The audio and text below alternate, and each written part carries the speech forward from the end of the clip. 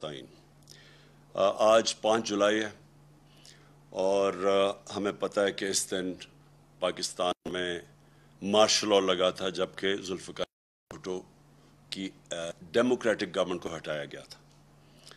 تب بھی جب مارشل لاء لگا تھا تو ایک بہت بڑی وجہ اس کی کہ امریکہ خوش نہیں تھا ذوالفقار علی بھٹو سے، اور بلکہ ہنری کسنجر کی ایک کوٹ کی جاتی ہے کہ اس نے تھریٹن کیا تھا کہ we will make you horrible example.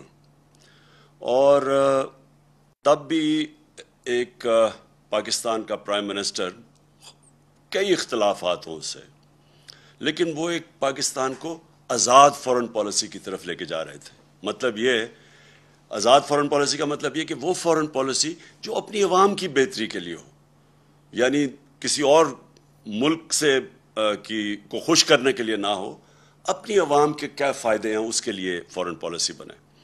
تو تب بھی ایک بہت بڑا نقصان ہوا پاکستان، کیونکہ جو جمہوری پروسیس تھا وہ جو چل رہا تھا وہ رک گیا۔ مارشل لاء آیا اور اس کے بعد پھر سے شروع ہوا اور ہم نے دیکھا کہ وہ پھر رکا بعد میں جا کے۔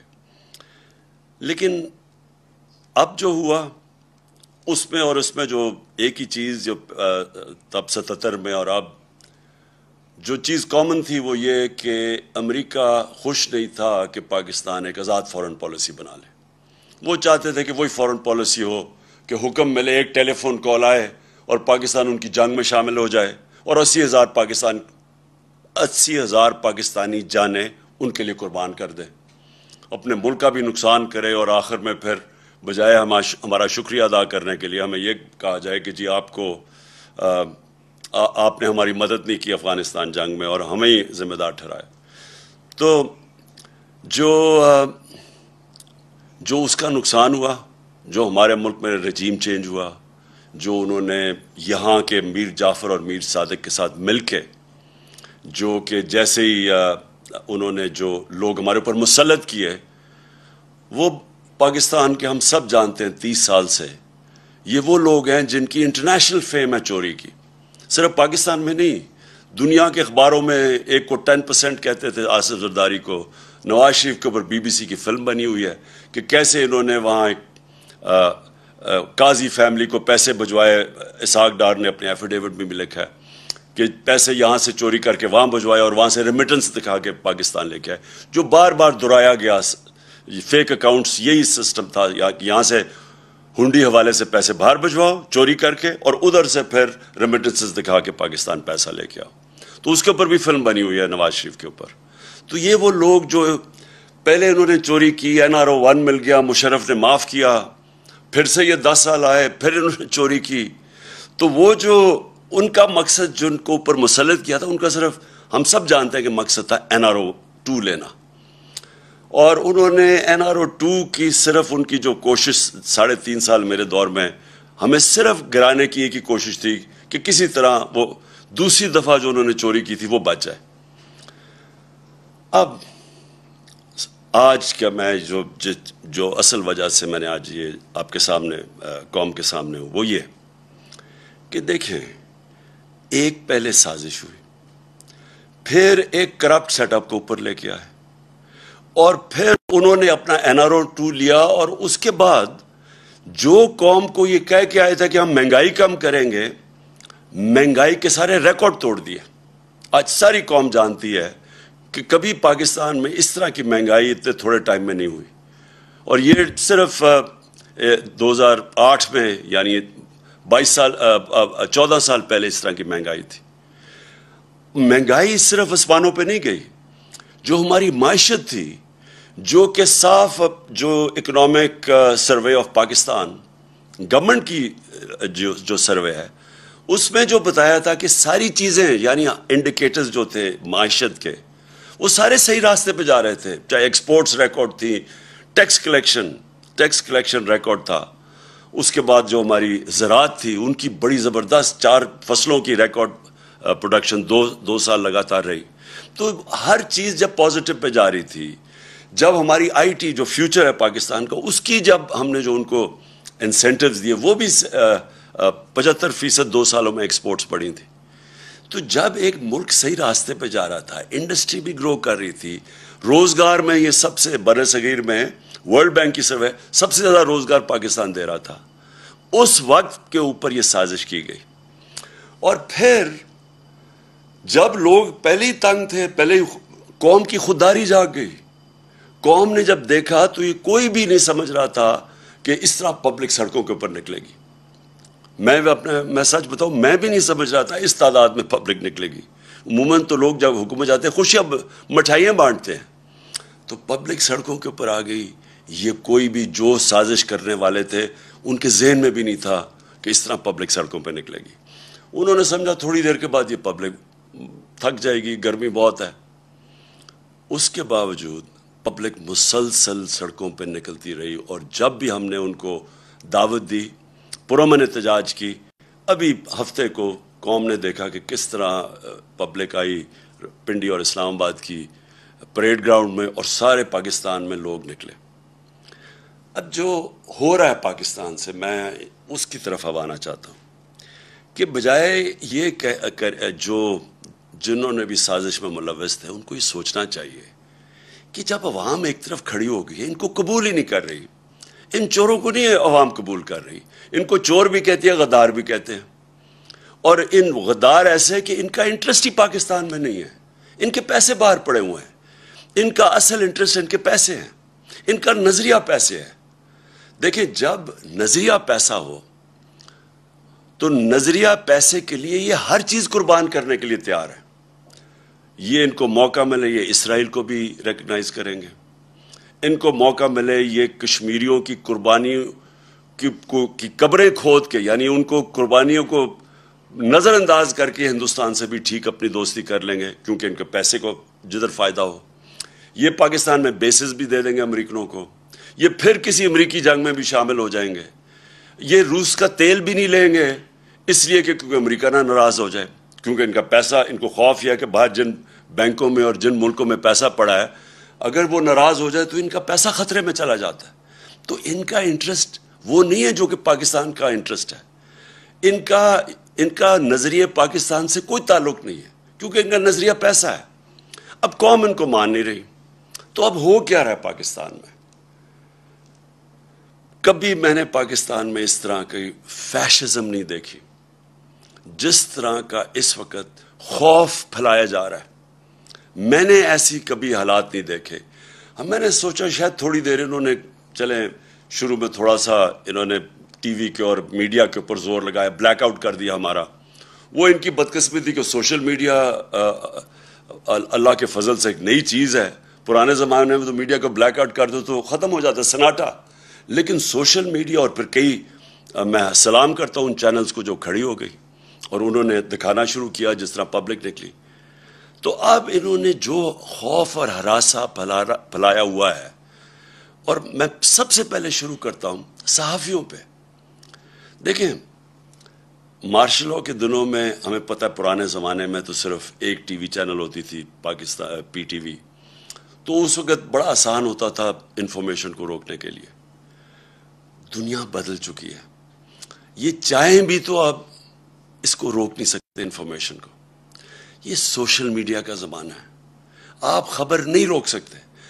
اگر آپ صحافیوں کو ڈرا کے, دھمکا کے, ایف آئی آرز کر کے یا لفافے دے کے اگر آپ ان کا منہ بند بھی کر لیں گے, سوشل میڈیا کا منہ کیسے بند کریں گے؟ ہر جس کے پاس موبائل فون ہے اس کی آواز ہے. وہ گھر میں بیٹھے ہوئے خواتین, بچوں کے پاس آج آواز ہے. یہ ایک ایسا کبھی ماضی میں نہیں ہوا. اس لیے جو یہ کوششیں کی جا رہی ہیں, یہ ایک ملک کو انارکی کی طرف لے کے جا رہی ہیں. اور یہ جس طرح کے صحافیوں سے کیا گیا, میں کیونکہ ایاز امیر کو میں تو 30 سال سے جانتا ہوں. ایاز امیر ایک ایسی آواز تھی کہ سارا جو بھی دانشور طبقہ پاکستان کا جو میڈیا میں ہے وہ سارے ایک چیز جانتے ہیں ایاز امیر کی. ایاز امیر کنٹرول نہیں ہو سکتا, وہ اپنی ضمیر کی آواز سنتا ہے, اس کا لفافہ نہیں دے سکتے آپ. وہ ایک ناڈر پڑھا لکھا انسان ہے. میری اس نے بہت تنقید کی ہوئی ہے ماضی میں, کیونکہ زیادہ تر تو مذاق اڑاتے تھے میری پالیٹکس کا, لیکن میں اس کی رسپیکٹ کرتا ہوں. اور جو اسے کیا گیا ایاز امیر سے اس کی اس عمر میں جس طرح کیا گیا، یہ ہم ساری قوم کے لیے یہ ہے شرمناک واقعہ. اور یہ ایک پیغام دیا گیا ہے، یہ باقی صحافیوں کو پیغام دیا گیا ہے. اور پھر جو عمران ریاض خان، دیکھیں جو بھی آپ عمران ریاض خان کے متعلق کہیں، قوم اس کو محب وطن پاکستانی سمجھتی ہے، اس کو غدار نہیں سمجھتی. اس کی یوٹیوب پہ جو فالوئنگ ہے وہ ایسے نہیں ہے. لوگ بیوقوف نہیں ہیں. آج جو چینل آج جو صحیح انفارمیشن نہیں دے رہی، جو خوف میں یا پیسے لے کے وہ جب یہ ان چوروں کا ساتھ دے رہی ہے جو اوپر ہمارے مسلط ہیں، اس کی ریٹنگ آج دیکھیں کدھر چلی گئی ہے. جو چینلز حق اور سچ کے ساتھ کھڑی ہے اس کی ریٹنگ اسمان پہ چلی گئی، کیونکہ لوگ بیوقوف نہیں ہیں. ایک بڑے دانشور نے ایک دفعہ کہا تھا کہ تھوڑی دیر آپ سب کو پاگل بنا سکتے ہیں، لیکن سارا وقت کوئی بھی سب کو پاگل نہیں بنا سکتا. تو اگر کسی کا خیال ہے کہ چینل کو پیسے دے کے لفافوں کے ذریعے ڈرا دھمکا کے آپ انفارمیشن کو کنٹرول کر لیں گے اور لوگوں کو دھوکہ دے دیں گے، وہ وقت گزر گیا ہے. اور میں یہ نام لینا چاہتا ہوں یہ صحافیوں کے، کیونکہ مجھے بار بار جو چیزیں سامنے ہماری آئی ہیں. اب ارشد شریف، اس کے اوپر ایف آئی آر کٹوا دی ہے. ارشد شریف جس طرح اس کی فیملی بیک گراؤنڈ ہے، فوجی بیک گراؤنڈ سے، وہ سارے جانتے ہیں ارشد شریف اس کا بھی کوئی قیمت نہیں ہے ضمیر کی. اس کو جس طرح ہراساں کیا جا رہا ہے کہ اس کا کسی طرح منہ بند ہو جائے. صابر شاکر وہ ملک چھوڑ کے چلا گیا. صابر شاکر کو کوئی آج سے تو نہیں وہ صحافت کر رہا ہے، 20 سال سے کر رہا ہے، ہم سب جانتے ہیں اس کو. وہ ملک چھوڑ کے چلا گیا. اور میں سمیع ابراہیم اس کے پیچھے پڑے ہوئے ہیں. جمیل فاروقی نوجوان ہے، اس کے پیچھے پڑے ہوئے ہیں. ایک کوئی بات کر دے، کال آ جاتی ہے ان نون نمبر سے کہ یہ نہیں کرو گے تو ہم یہ کر دیں گے، نہیں تو ایف آئی آر آ جائے گی. عدنان عادل وہ، اور میں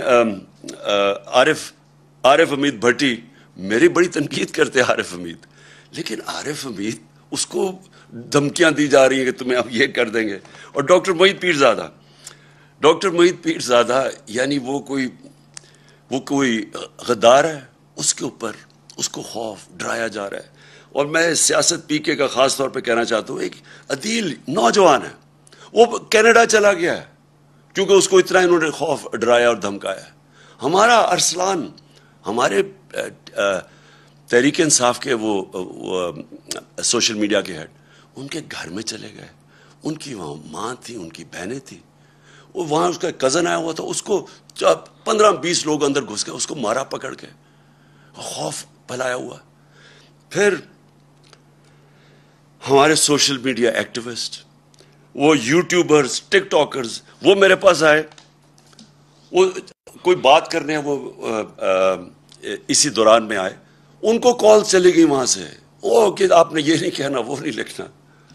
دیکھیں بات سنیں، میں آج یہ سوال پوچھتا ہوں سب سے، اپنی قوم سے، اور میں اپنی جوڈیشری سے سوال پوچھتا ہوں، کیا پاکستان میں فنڈامنٹل رائٹ سسپینڈ ہو گئے ہیں؟ پہلے بتا دیں کیا مارشل لاء لگ گیا یہاں؟ کہ یہ کون سی کیا آئین اجازت دیتا ہے ان چیزوں کا؟ یہ تو میں نے آپ کو گنایا ہے. میری جو اپنی پارٹی ہے، جو کیمپین پہ نکلا ہوا ہے، جو 20 حلقوں میں، وہاں جا کے جی وہ موزم جو تو یہ اس کے اوپر ایف آئی آر کاٹ دی. ایک شرافت لڑکا ہے، وہ ہماری کیمپین کر رہا تھا، اس کو، وہ پیسے والا آدمی ہے، 40,000 روپے کی چوری کے کیس میں اس کو اندر جیل میں ڈال دیا. وہ وہاں سے نکلا، پھر اس کو جیل میں پکڑ کے ڈال دیا جب وہ اس پہ ایک کیس میں فارغ ہوا. یعنی یہ کیا کوشش ہو رہی ہے؟ میں پھر سے اپنی ادب سے، اپنی عدلیہ سے پوچھتا ہوں کہ کیا ملک میں فنڈامنٹل رائٹ سسپینڈ ہو گئے ہیں؟ 25 مئی کو جب ہم نکلے ایک پرامن احتجاج کے لیے، اور ہماری ساری تاریخ ہے پرامن احتجاج کی. ابھی جو سیٹرڈے کو ہم نکلے ہیں، کتنی پبلک نکلی ہے پرامن احتجاج میں؟ لوگوں کو غصہ بہت ہے، لیکن جب ایک پولیٹیکل پارٹی پرامن احتجاج کرتی ہے تو یہ ایک ملک میں کیوس سے بچتا ہے ملک. 25 کو انہوں نے کیا کیا؟ جس طرح یہ عورتوں رات کے 2 بجے عورتیں تھیں، کوئی ایک سین میرے ذہن میں رہتا ہے، وہ ایک 10 سال کی بچی اور اس کی ماں، اور وہ رو رہی ہیں کھڑی ہو کے کہ پولیس وہاں گھس گئی صبح کے 2 بجے ان کے گھر. پھر ایک 11 سال کے بچے کو پولیس پکڑ کے لے کے جا رہی ہے کیونکہ اس کا باپ گھر میں نہیں تھا. کیا یہ مقبوضہ کشمیر ہے؟ کیا یہ فلسطین ہے؟ فلسطینیوں سے ہو رہا ہے؟ کون سی دنیا میں ایک اپنی حکومت اپنے لوگوں سے وہ کرتی ہے جس کی کوئی تاریخ ہی نہیں ہے؟ بتائیں، ہماری کوئی تاریخ ہے انتشار کی؟ ہم ہمیشہ قانون کے بیچ میں رہے ہیں، ہم نے ہمیشہ قانون کی حکمرانی پہ چلے ہیں۔ ہم جب فیملیز کو بلاتے ہیں، اور آپ نے دیکھنا جتنی خواتین آتی ہیں اور فیملیز آتی ہیں ہمارے جلسوں پہ، تو کیا وہ انتشار کے لیے ہم بلاتے ہیں ان کو؟ ان کے اوپر جس طرح 25 کو انہوں نے ظلم کیا، جس طرح پاکستان کی پولیس نے اور رینجرز نے جس طرح لوگوں کے اوپر ٹیئر گیسیں کی، ربر بلٹس چلائی، عام لوگ تھے، شہری تھے، عورتیں دیکھ رہے تھے سامنے، بچے بے ہوش ہو رہے ہیں، عورتیں بے ہوش ہو رہی ہیں۔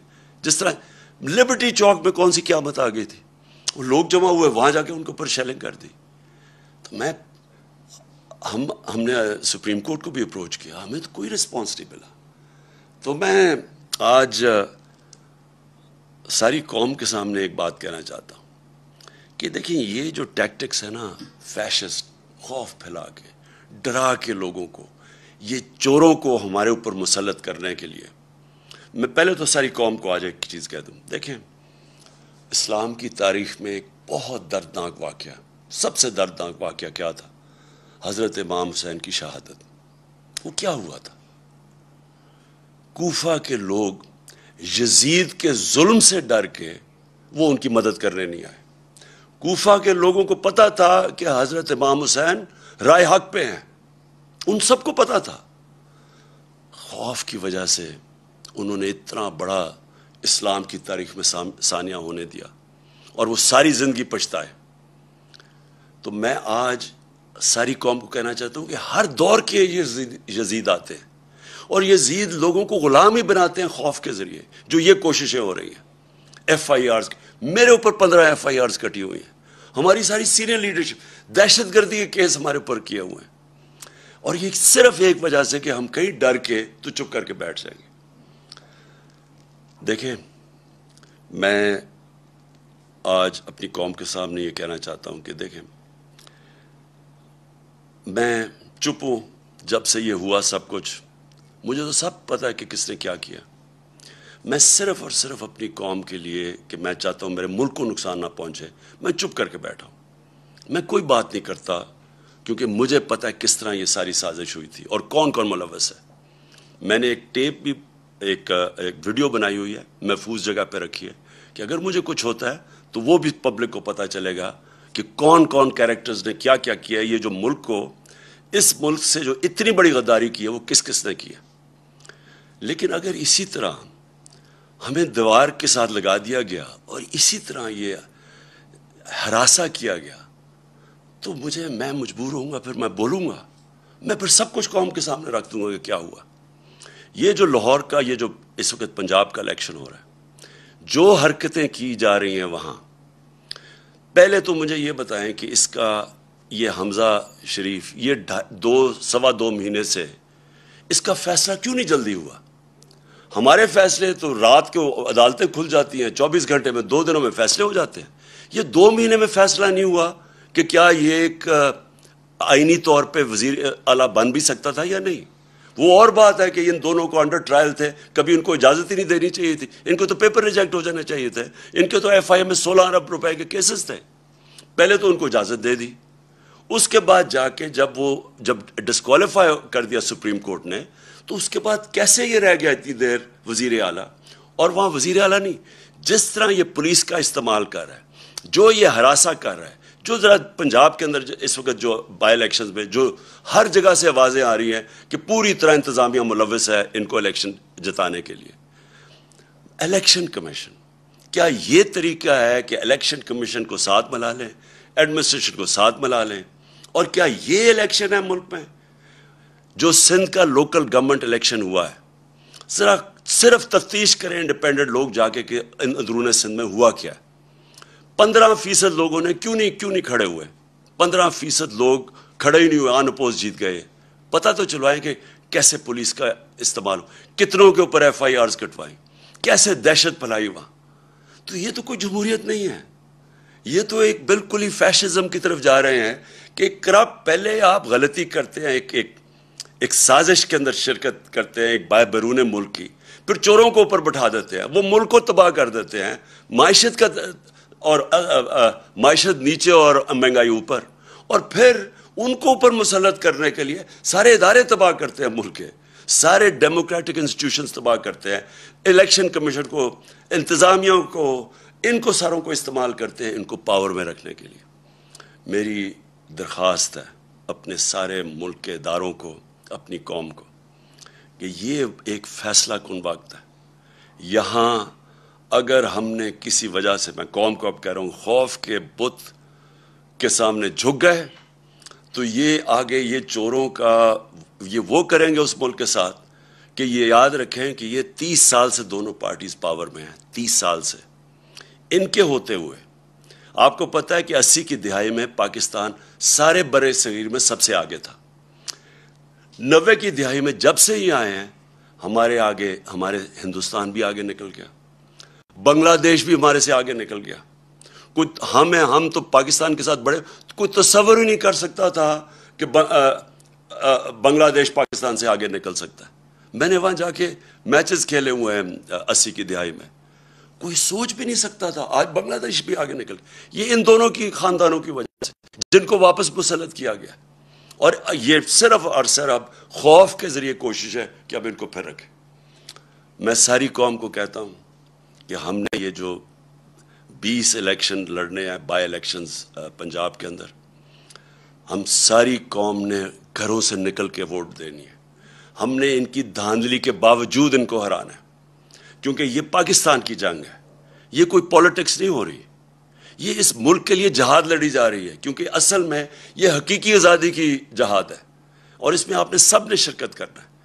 یہ نہیں ہو سکتا کہ آج سارے لوگوں کے اوپر جو ملک جہاد لڑ رہے ہیں قانون کی بالادستی کے لیے اور اس ملک میں اداروں کو مضبوط کرنے کے لیے، جمہوریت کے لیے، ان کے اوپر ایف آئی آرز ہو جائیں، اور جو 30 سال سے ملک کو لوٹ رہے ہیں وہ دندراتے پھر رہے ہیں، آصف زرداری ایسے پھر رہا ہے جس طرح کہ وہ پاکستان کا کوئی بادشاہ ہے، دوسری طرف وہ نواز شریف چوڑا ہو رہا ہے، وہ واپس آنے کی سوچ رہا ہے، وہ اسحاق ڈار جو کہ ملک سے باہر بھاگا ہوا تھا، جس کا ایفیڈیوٹ بھی ہے حدیبہ پیپر مل میں، وہ تیاری کر رہا ہے واپس آنے کی، شہباز شریف اور حمزہ شریف جن کے اوپر 16 ارب روپے کے ایف آئی کے کیسز تھے، جس میں 4 گواہ اب تک جب سے ہی آئے ہیں 4 گواہ مر چکے ہیں، ایک انویسٹیگیٹر مر چکا ہے اور ایک کو اب ہارٹ اٹیک ہوا ہے۔ اور کیا وہ کون کیمپین کر رہی ہیں اس وقت پنجاب میں؟ مریم، یہ مریم وہ ہیں جنہوں نے سارے ٹی وی کے اوپر جا کے کہا 2014 میں، ان کی چلتی ہے وہ، کہ میری لندن تو پاکستان، لندن چھوڑے پاکستان میں بھی کوئی پراپرٹی نہیں۔ جب یہ کہہ رہی تھی ان کو نہیں پتا تھا کہ 2 سال کے بعد، کیونکہ اللہ الحق ہے، پینما کا انکشاف ہو جاتا ہے، جدھر پتہ چلتا ہے کہ لندن کے سب سے مہنگے علاقے میں لندن جانتا ہوں، سب سے مہنگے علاقے میں 4 بڑے بڑے مہنگے ترین اپارٹمنٹس ان کے نام پہ ہیں۔ جب یہ 2014 میں کہہ رہی تھی تب ان کے نام پہ تھے، اور 2016 میں انکشاف ہو جاتا ہے۔ پھر عدالت میں جا کے ان کو سزا ہونی چاہیے تھی کہ اوتھ کے اوپر یہ کہتے ہیں، ایک کانٹریکٹ دیتے ہیں جس میں جس فونٹ، جسے کلیبری فونٹ کہتے ہیں، وہ نکلتی ہے فونٹ جس میں کانٹریکٹ لکھا جاتا ہے، وہ 2007 میں آتی ہے اور 2006 میں کانٹریکٹ سائن کر جاتے ہیں، یعنی جعلی کانٹریکٹ، سیدھا جیل تھا اس کے لیے۔ بدقسمتی ہمارے ملک کی کہ طاقتور پکڑے نہیں جاتے، اور ایف آئی آرز کن کے اوپر ہو رہی ہیں؟ سوشل میڈیا ایکٹیوسٹ، وہ صحافی جو کہ سچ لکھ رہے ہیں۔ ہمارا اللہ کا حکم ہے امر بالمعروف، اچھائی کے ساتھ کھڑے ہو۔ یہاں یہ سارا نظام ہمیں کہہ رہا ہے برائی کے ساتھ کھڑے ہو، اچھائی کے ساتھ کھڑے ہو گے تو ایف آئی آر کٹ جائیں گی۔ سارے ملک کا نظریہ بھی تباہ کر رہے ہیں، رول آف لا بھی تباہ کر رہے ہیں، ادارے بھی تباہ کر رہے ہیں۔ نیب بھی آج گئی، نیب کا انہوں نے اب خود ہی نیب کے جج اپوائنٹ کریں گے، اپنے کیسز اپنے جج، یعنی ملزم اب قاضی بن جائے گا۔ ایف آئی اے تباہ، نیب تباہ، پارلیمنٹ یہ جو ہے، اگر نیشنل اسمبلی میں راجہ ریاض اگر اپوزیشن لیڈر ہیں تو سمجھ جائیں وہ کیا رہ گئی نیشنل اسمبلی کی اہمیت۔ ادھر پنجاب میں عجیب ہی مذاق ہو رہا ہے، وہ ایک غیر آئینی طور پہ وہ وزیر اعلیٰ بنا ہوا ہے، وہ بھی تباہ۔ الیکشن کمیشن کے اوپر کسی کو اعتماد نہیں ہے، چیزیں نکلتی آ رہی ہیں کہ کس طرح، صرف ان کا ایک مقصد ہے کسی طرح اس سیٹ اپ کو اوپر رکھنے کے لیے۔ تو اس لیے میں اپنی آج ساری قوم کو کہتا ہوں کہ ہمیں اب کھڑا ہونا پڑے گا. ہمیں یہ ساری جو فیشسٹ ٹیکٹکس خوف کے ذریعے ہمیں ڈرا دھمکا کے یہ تسلیم کروا رہے ہیں، ہم نے سب نے اس کے خلاف کھڑا ہونا ہے. اور سب سے پہلے ہم نے یہ جو 20 بائی الیکشنز ہیں پنجاب میں، انشاءاللہ ان کے اندر ہم نے ان کو دھاندلی کے باوجود شکست دے کے، اور انشاءاللہ اس کے بعد ہمارا جو ایک ہی طریقہ پاکستان کو اس مشکل وقت سے نکالنے کا وہ ہے صاف اور شفاف الیکشنز. پاکستان پائندہ باد.